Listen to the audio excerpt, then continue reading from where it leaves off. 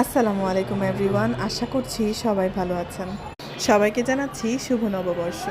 নববর্ষের দুপুরে নতুন বছরকে আমন্ত্রণ করার জন্য সেদিন দুপুরে আমরা খাবারের আইটেমে কিছু বাঙালি আইটেম রেখেছিলাম।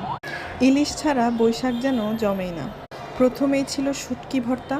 এই শুটকি ভর্তাটা পেঁয়াজ, রসুন, মরিচ এবং চাপা শুটকি দিয়ে প্রথমে চুলায় ভাজা হয়েছিল, এরপর এটাকে বাটা হয়েছিল। খেতে খুবই মজার ছিল, লেবু দিয়ে খেতে আরও বেশি ভালো লাগছিল। এরপর ছিল ইলিশ মাছ ভাজা। এই ইলিশ মাছের পেটে ডিম ছিল।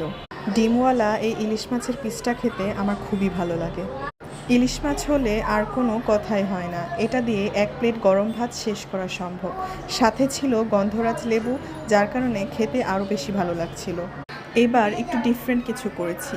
এবার পান্তা ভাত না নিয়ে পোলাও দিয়ে খেয়েছিলাম, খুবই ভালো লেগেছিল। সাথে আরও কিছু বাঙালি আইটেম ছিল, যেমন লতার তরকারি, তাও আবার ইলিশ মাছের মাথা দিয়ে। সাথে ছিল মুরগির মাংস, ডাল এবং শাক। পোলাও দিয়ে বিভিন্ন ভর্তা আইটেম ট্রাই করে দেখতে পারেন, খেতে খুবই মজার। এই লতার তরকারি খুবই মজা হয়েছিল, ইলিশ মাছের মাথা দেওয়ার কারণে আরও ভালো লাগছিল খেতে। এরপর ছিল মুরগির মাংস। লাল লাল ঝাল ঝাল এই মুরগির মাংস দিয়ে পোলাও দিয়ে খেতে খুবই ভালো লাগছিল। সবগুলো বাঙালি আইটেম দিয়ে বৈশাখের দুপুরটা বেশ জমে গিয়েছিল। আপনারা কে কোথা থেকে দেখছেন অবশ্যই কমেন্ট করে জানাবেন। আপনাদের বৈশাখ কেমন কাটলো অবশ্যই কমেন্ট করে জানাবেন। এই মুরগির মাংসটা খেতে খুবই ভালো হয়েছিল, যার কারণে আমি আরও অল্প কিছু মুরগির মাংস নিয়ে নিয়েছিলাম। এরপর ছিল ডাল।